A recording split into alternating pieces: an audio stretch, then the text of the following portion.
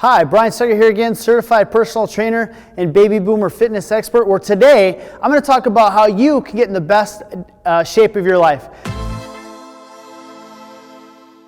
The reason why I want to put this video together for you today is recently a magazine interviewed me on how to help people over the age of 50 get in the best shape of their life. So I figured if they're going to do an article on it, I might as well share with you those tips here, because you've been a great follower and asking a lot of great questions, and I really want to help you. So the first thing that I told them that they need to do is they got to find definite a purpose. So, your life is always changing, right? So you change in your 20s, you change in your 30s, you change in your 40s, you change in your 50s. Your goal is to have a definite of purpose.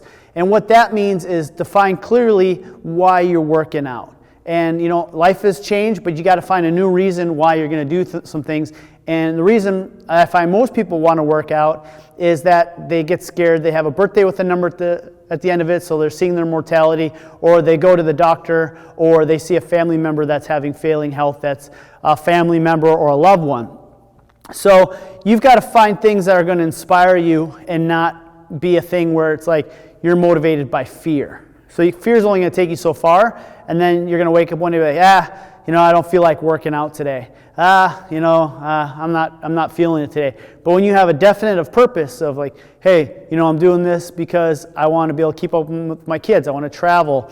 I'm not done with my purpose and my mission in life with my career. So find that definite purpose and the reasons why you're going to do it. The next thing is you've got to find, Grant Cardone has a wonderful book. It's called 10X. So basically you want to get some 10X fitness goals. So what are those for you? Maybe you want to do a Spartan race. Maybe you want to do a marathon. Maybe you do want to do a fitness competition.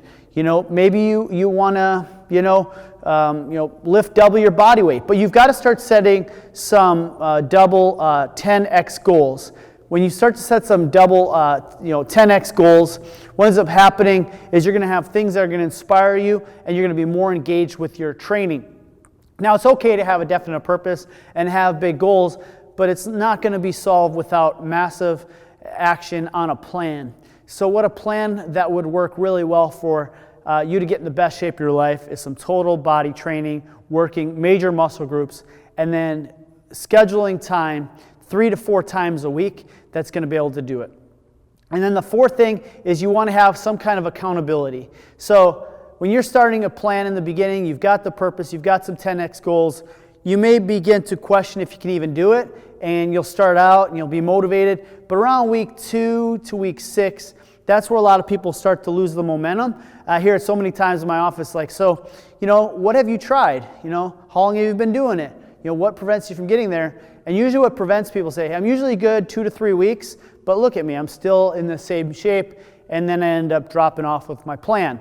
So when you get some accountability, what that's going to do is you got somebody to check in with each week, you got somebody that's going to hold your feet to the fire, it's going to have somebody that's going to remind you of your 10X goals, and it's going to be somebody who's going to give you an actionable plan. And then the last one, you've got to relentlessly measure your goals. And what do I mean by that? Most people don't measure their goals but once a year, and that's at New Year's, and then they check back to the New Year's and they set another goal and they check back at New Year's.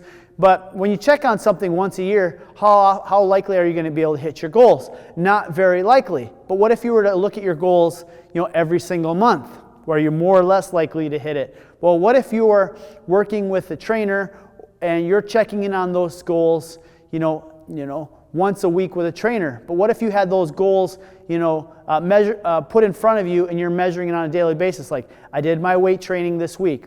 I got this much stronger in this workout. I got this much better in my cardio. My body fat's at this percentage. So when you relentlessly measure, are you getting stronger? Are you getting all your workouts in? What is your body fat percentage in? What's your nutrition look like? You might say, hey, you're going overboard here with relentlessly measuring. But if you don't measure something, you can't manage it, and that's where you end up next year at the New Year's, and you throw your hand in there and you're 10 to 20 pounds heavier, like most people that I meet.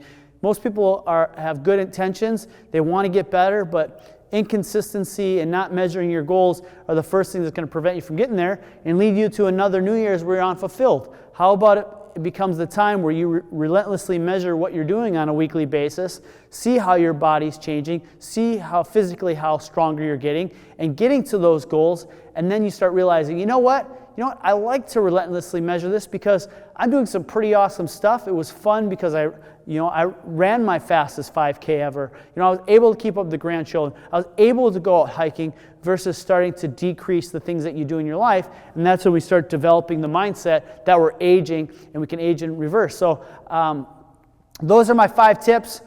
Apply them to yourself. Find that definite purpose. Set those 10x goals. Get an actionable plan. Find some accountability.